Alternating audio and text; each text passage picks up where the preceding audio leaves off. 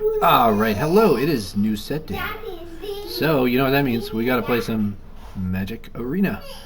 So first off I want to talk about, I went to a paper pre-release and had a very good time because I got to play like a ton of rares in what I opened. I got really lucky. I got Feed the Cycle, I got Osteomancer Adept, um, I got a Saver, which is just a common, but it does the thing. I actually opened a Consumed by Greed, but didn't end up running it in my final deck because the double pips were a problem. Uh, I ended up with basically kind of a weird black-red control deck. I had two Nocturnal Hungers, I had two of these guys, and eventually took them out. Started them for the first couple of rounds. I had one Thoughtstalker Warlock. This guy's awesome. It basically, if you have dealt damage to them, you get to choose a card and make them discard it. If you play it, though, they have to discard. They get to choose, but they're going to lose a card no matter what. It's just upside. Plus, it's a 3-mana 2/2 with Menace, and Menace is a good ability in this set. Um, Sinister Monolith was a super surprising good card. Couple of reasons. First off, because it's an artifact, you can play it on your first main phase. You can do the drain, and then you can tap and sacrifice it right away if you really need those cards. But more often than not, this thing sat on the board and just drained a bunch, and then at some point, when I had like 5 to 6 mana, I would just sacrifice it, draw 2 cards, and just take the game away. I also had two of these guys. I only ended up running one in my sealed deck. It was an underperformer for sure. I had one Glide Dive Duo. It started out in my deck. I took it out because 5 was too much for the deck. I had one Mudflat Village. This card ended up being really good, but it did cause trouble sometimes. One of the reasons why I couldn't play the double black is because that village there only gives you colored mana on creatures. So Consumed by Greed sometimes was a stranded card in my hand, and that actually even negatively impacted Feed the Cycle sometimes too. Now, the cool thing about Feed the Cycle, though, is that you do have the option to forage, so there were lots of times where I would sacrifice a food or exile 3 cards to get that to be more effective and do its thing.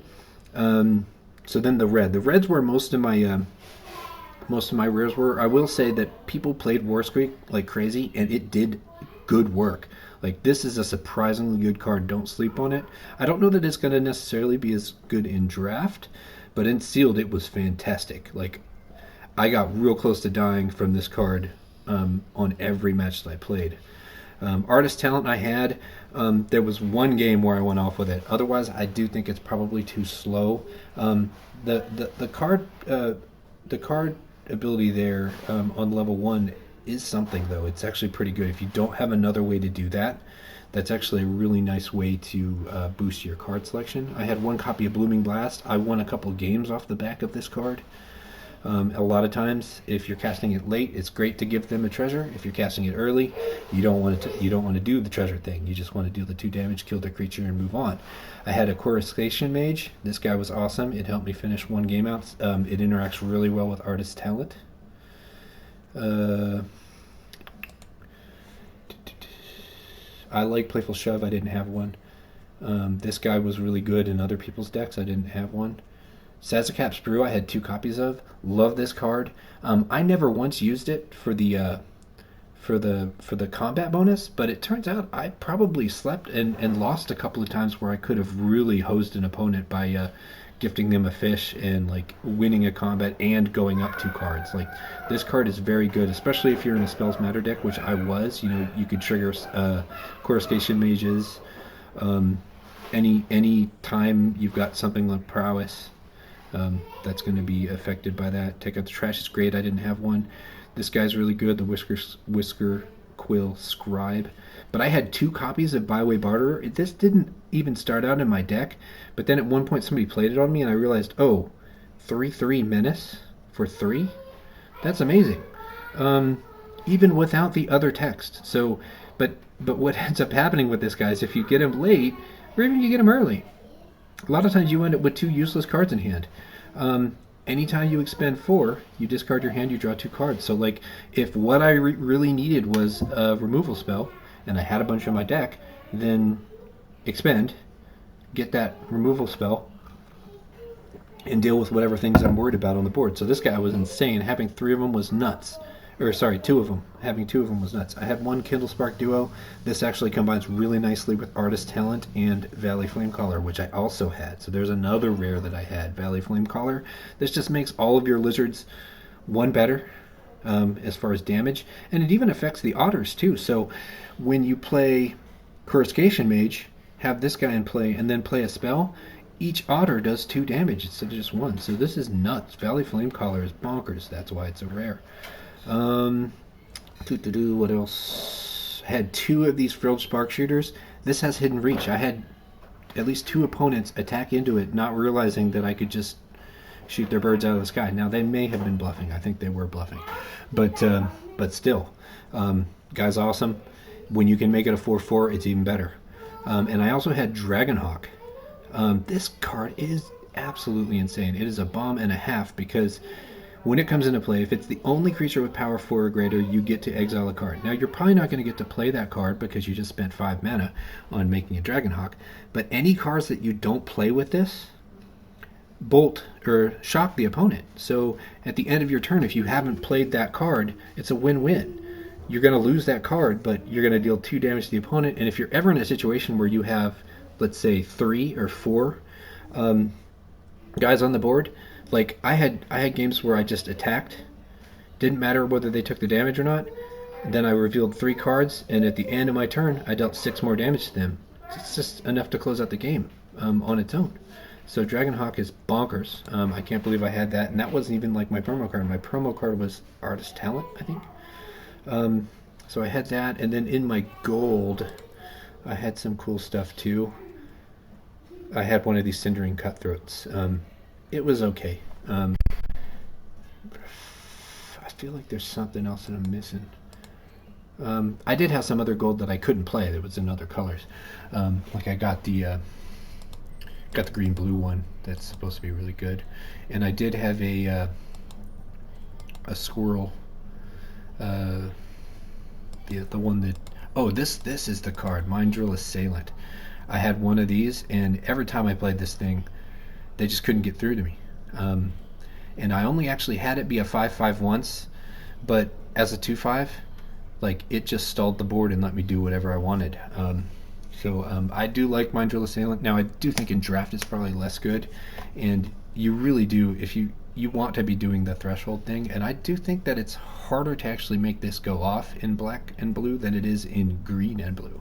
But I'm still going to be looking to maybe splash this thing in any green decks that have Cash Grab or anything. Like the thing is, you're going to get to threshold if you've got a high removal count. High removal, high counter count will get you there. So I do think this is a great roadblock, but you're going to know when you want this card in your deck and when you don't.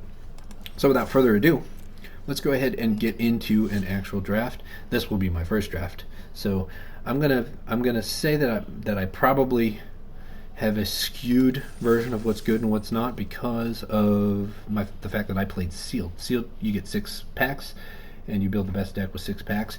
So you don't get quite the level of selection you do with Draft, where you actually have to pick really good cards in the right sequence, and you have to get past really good cards in the right sequence. So this is going to be a little bit of a challenge, but we're going to do it. I don't think I'm good enough to do traditional, unfortunately, although I do think that's the mode where I would do better.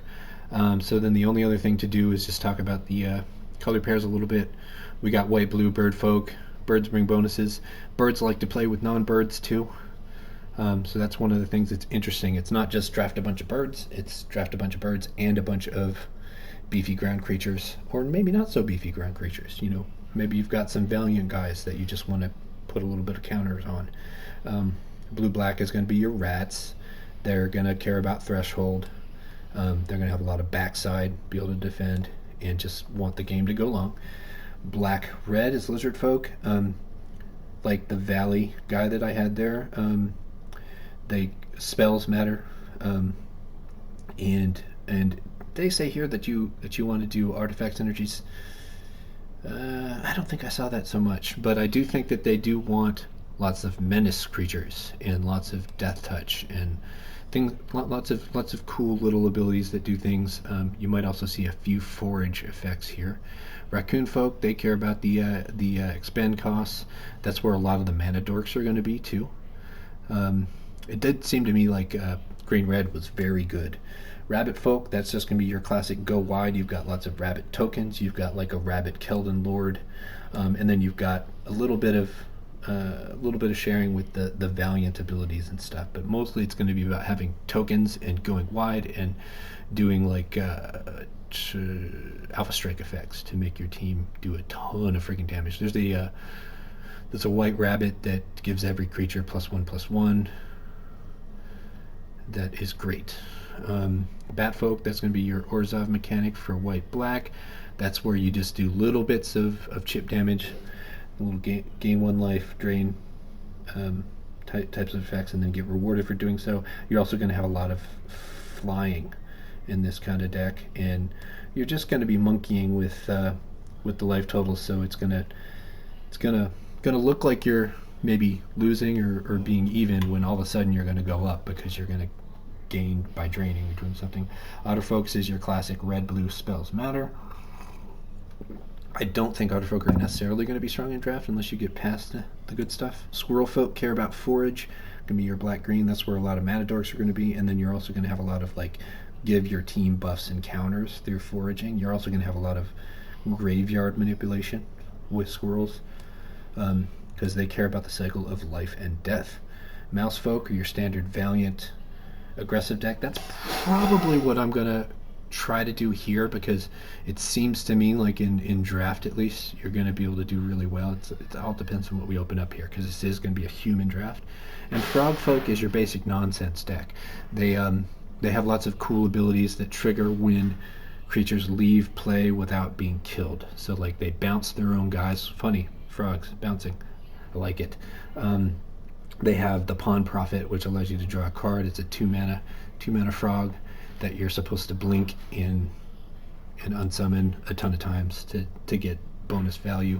You've got a lot of exile the creature, have it come back into play, which is usually a white thing, but in this set it's going to be green-blue. So I don't know what else to say. It looks like a very fun set. The whole reason I wanted to go do a paper pre-release was because the art is just phenomenal, and like it looks cool on Arena and everything, but actually having the cards in front of you, like, so great. And I don't even know that they've been doing this because I haven't played paper in over 10 years, but they include in the pre-release kit they include a bunch of artist special art cards where it's just a full frame picture of the art. And then I love the basic lands too. Each one of the basic lands for this set has seasonal, so there's like 3 or 4 different arts for each basic land, and it's cool because it's got a little character in each version, and that character is in each season, and it's just the same land, but what happens in that environment when it's a different season. So very beautiful stuff. Each card just really feels like it tells a story that I want to be paying attention to through the art. So here we go. Let's go ahead and do this. Fire up this draft, see what we can do. Again, I think I want to go either red-green or white-green without knowing what I open here, but we'll see what we do. Phineas Ace Archer. Vigilance and Reach. Whenever it attacks, put a +1/+1 counter on each token or rabbit. Then if creatures you control have power 10 or greater, draw a card. That seems amazing. Builder's Talent, I do like, but it's not like great or anything. Starscape's Cleric. This card was good in Sealed. I don't know if it's going to be good here. I don't care for Bark Knuckle Boxer. High Spine Wolverine's cool. Brick and Duo. It's a rabbit and a mouse, so that's cool. Thought Checker is interesting. One thing I did not realize about Thought Checker is it's like an adaptability. You only get to use it once. I'm going to go ahead and mark Phineas just in case I'm talking and I forget to pick a thing. Corpseberry Cultivator. I had one of these and I ended up cutting it out. I don't like it unless you have a really dedicated forage deck. Scales of Shade. Interesting combat trick. Definitely happy with Phineas here. the Ace Archer. That's going to put us in a possibly green-white configuration here, which is one of the things I would not mind doing. Oh, I love Bright Blade Stoat. It's not a relevant creature type. Weasel doesn't really do anything with your other cards, but a 2/2 First Strike Lifelink is just good. It does make your combat tricks playable in this set. Repel Calamity is really nice. I do actually think Hidden Grotto has a use here.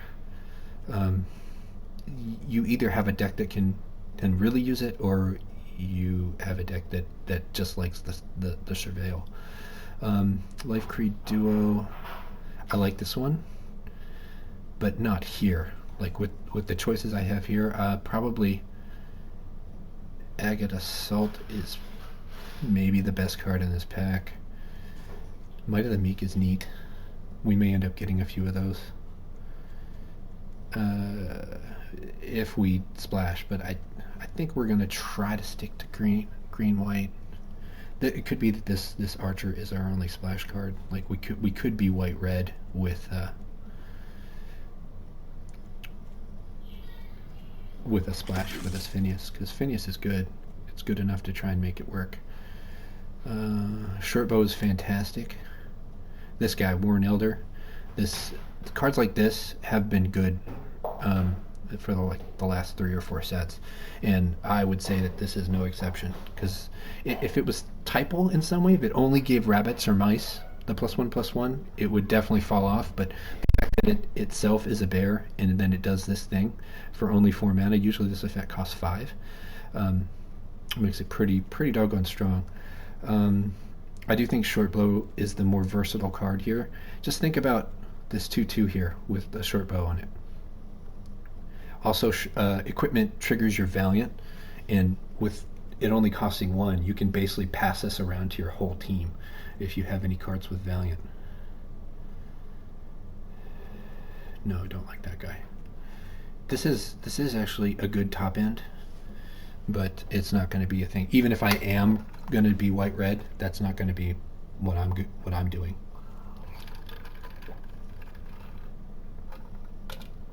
This is neat.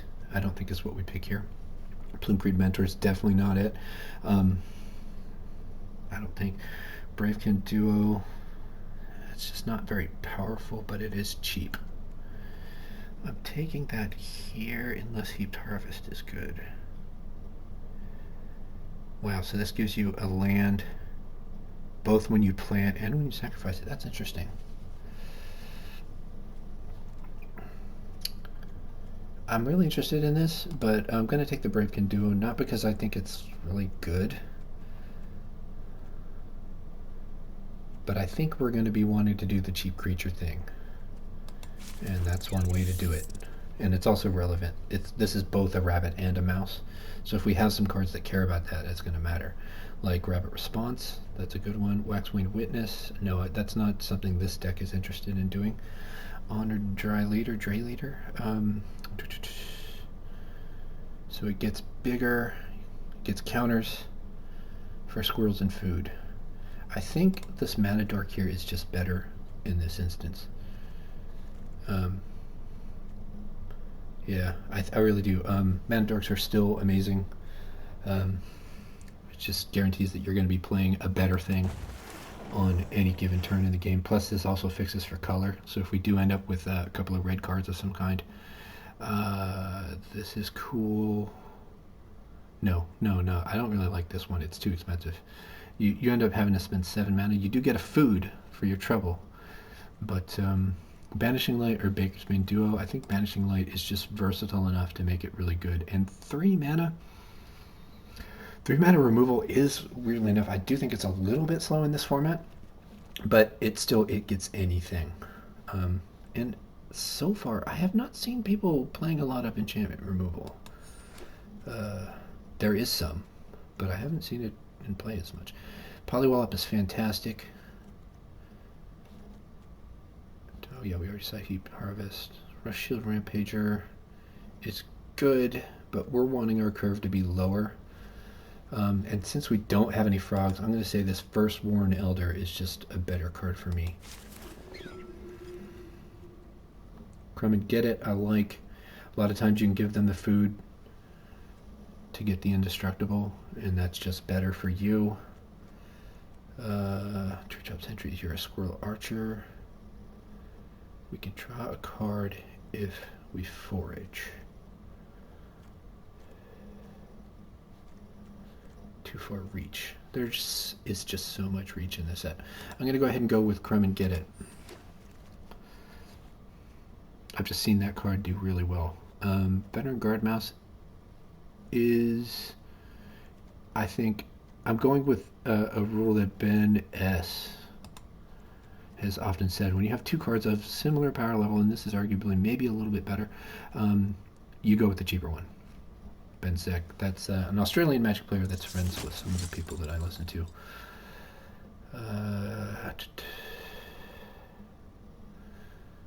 Valley Rally seems good.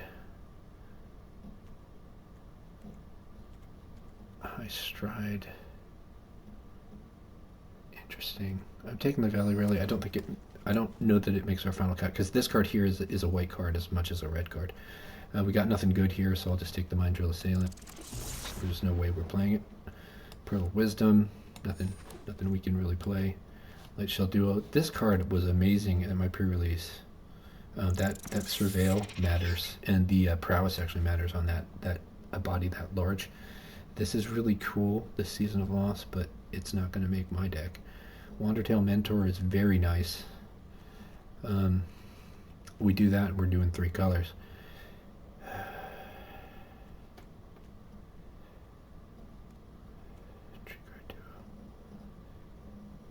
Tree Guard Duo seems better though. Frog Rabbit.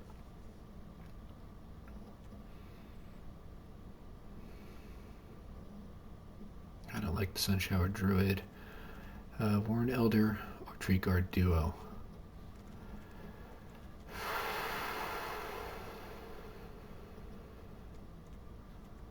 I'm gonna try the Warren Elder. Maybe we can wheel the Tree Guard Duo. Just being a little greedy. Byway Barter, that guy's fantastic. Tangle Tumbler, what do you do? Oh, it's a vehicle. Oh, you gotta have tokens to get it active though. We are probably gonna get tokens, but I'm gonna take this Byway Barter. It's just such a good card. We just need a couple more mana dorks and we can happily splash for these 2 cards. Thistledown Players was good and sealed. I don't know if it's going to be as good here. Might of the Meek. No, we don't want more red cards unless we just have no other picks. So I think Thistledown Players or Treetop Sentries is fine here. Thistledown Players. This one was a real threat actually in my games. Sonar Strike is a fine removal spell. This kind of effect is less good in an aggressive deck, which is what we're hoping to build. Lizard Mouse or Otter. Steam Path Charger. I like this Steam Path Charger, but again, we're looking at a red card when we should not be. Stocking the Pantry. This is not a squirrel deck, I don't think. Played a Pileated Provisioner. Pileated, I believe, means feathered. We're going to go Sonar Strike, even though I don't necessarily think it's the right decision. Head of the Homestead. I'm changing to Head of the Homestead. Get those tokens. Treetop Sentries.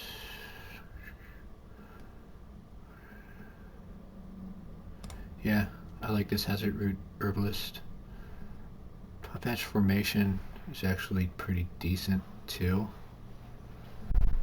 I do think that's more of a squirrel card though. Come bearing stimulants and presents. Yay! I'll be there in just a minute. I'm doing a video thing. Wear Down. I'm gonna take that, but I'm not excited about it. I wonder if I could take Sazakat's Brew. I'm gonna take it. We're only gonna play it if we end up with more fixing, though. I could think of something cool. Oh, I'm recording something. Oh, thank you. Sorry. It's okay.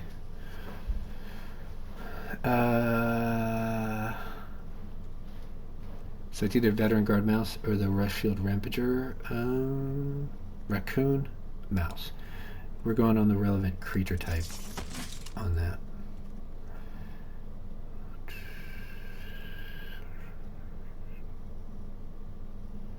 Yep. I don't really like this village. I like the black one, and I think from some decks I like the green one.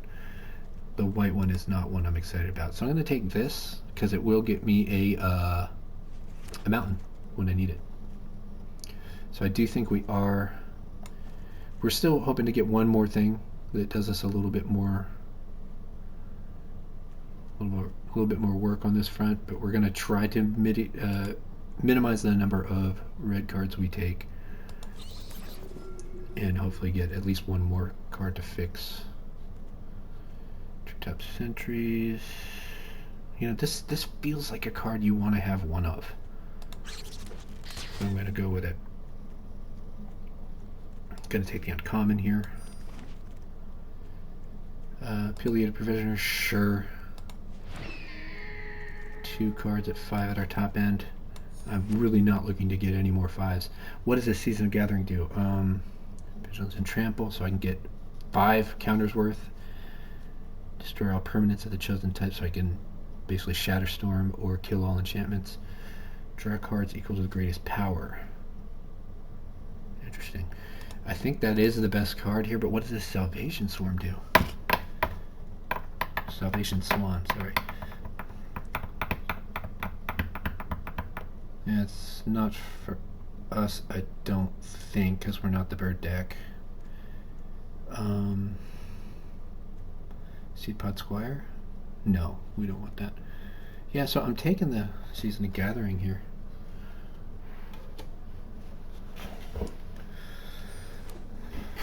Upside's just too high on that card. Sticky Tongue Sentinel. Return up to 1 target permanent. Do we have anything that we really get bonuses for returning? I don't think so. So that's not a card for us. Heaped Harvest is interesting. Hearthright Host, what do you do? Oh wow. Yeah, that rewards us for playing more than 1 creature a turn. So this is probably a bit like an expend 4 card, really. But like if we get any of the token generation stuff, which I mean this is like 3rd pack, so we're running out of time to get some of that. But this could just be nuts. We do have a lot of rabbits. Actually, we don't have as many rabbits as I would hope. Because some of these are mice. But we want to have rabbits. So let's play for the cards we want to have. Yeah. We don't really have the deck that does this. This is a 2-mana 2/3 though. But I think we want more rabbits. We want to hit critical mass on rabbits. Pawn Prophet is nice, but this is basically for us a 2 green card.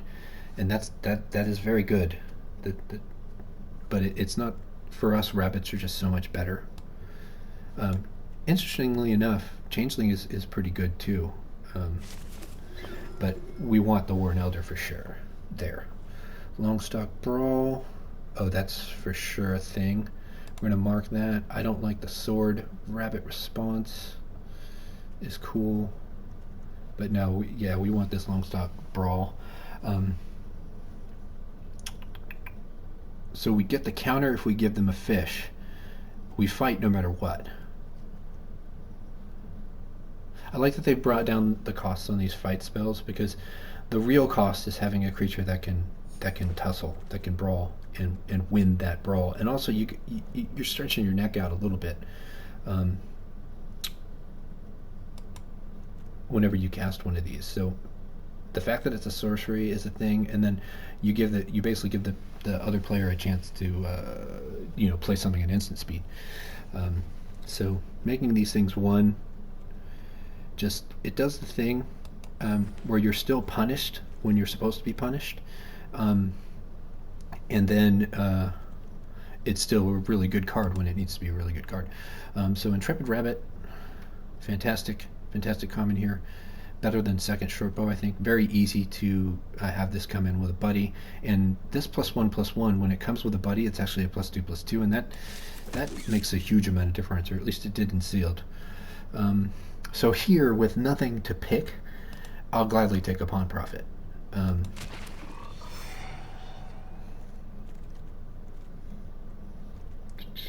Up sentries, a card we just want to have one of. I think we can take the might of the meek here. I think we can even play it.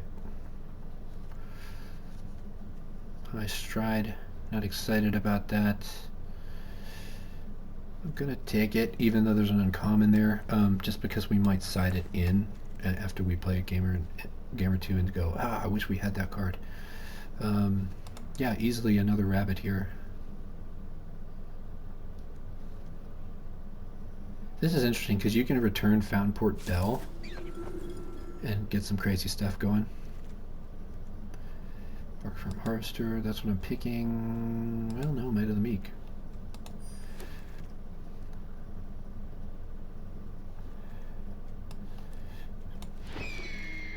Alright, so we're going to have some cuts to make. By the looks of things, we didn't get any lands. That's okay. The villages are less a priority in this set. Like I said, I think the black one is really the best one. The green one is okay too, when you have a deck that cares. But the black one is really the only one that I've been thrilled about so far. So.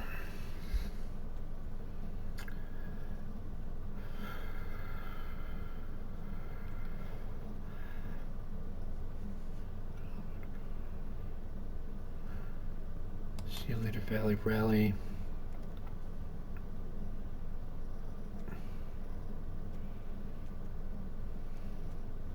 So our creatures tend to be small, but we have this nice beefy veteran guard mouse that's a great target for Longstock Brawl. The Pileated Provisioner, I think, needs to go. Waxwing Witness needs to go. So far, we're looking real good. We still have 18 creatures. We're a little removal light.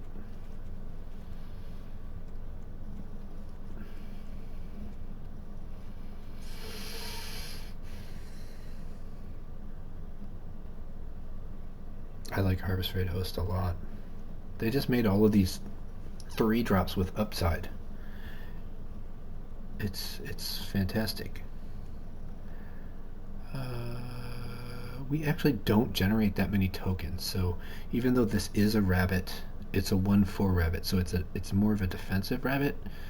Weirdly enough, it's weird because the ability is actually kind of very offensive in terms of making your tokens able to connect, but definitely not what we want to go for here.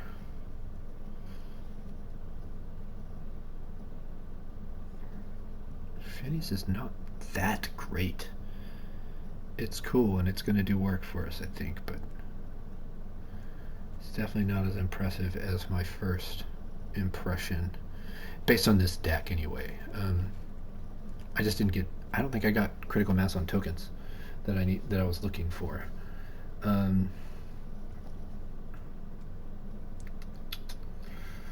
This draws a card. This is a great trick. This is needed to guarantee that my land is okay. Says a Caps Brew is a nice little trick. That also comes with some card selection.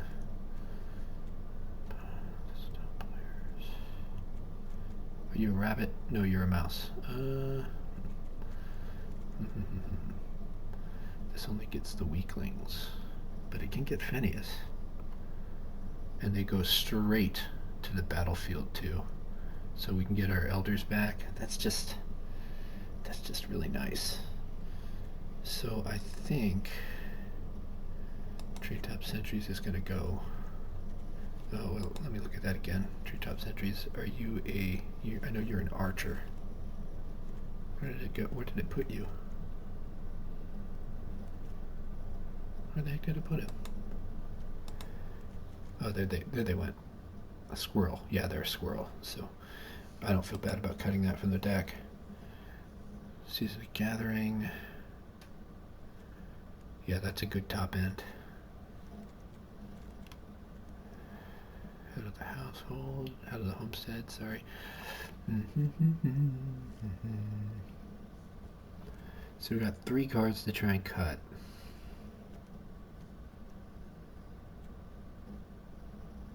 I think we cut the players.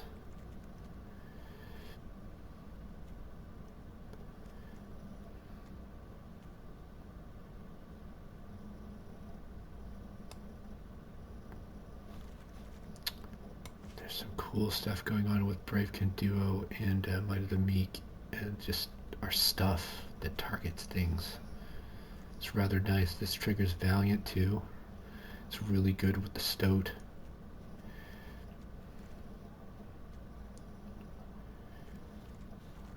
We're actually in a spot where maybe the Mana Dork isn't any good.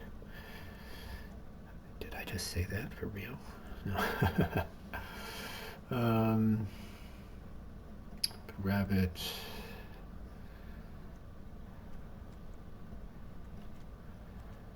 I'm gonna cut 1 Veteran Guard Mouse.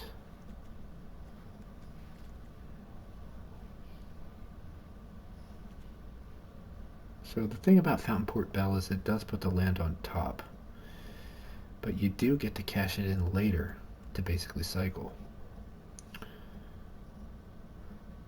So the question is, does Fountain Port Bell count as a basic land? Crazy talk. Let's go down a forest, up a plains.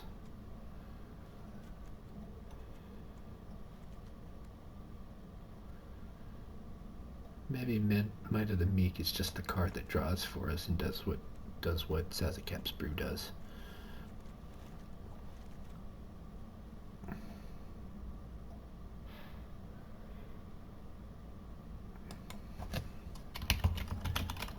I'll call this Niagara. Niagara.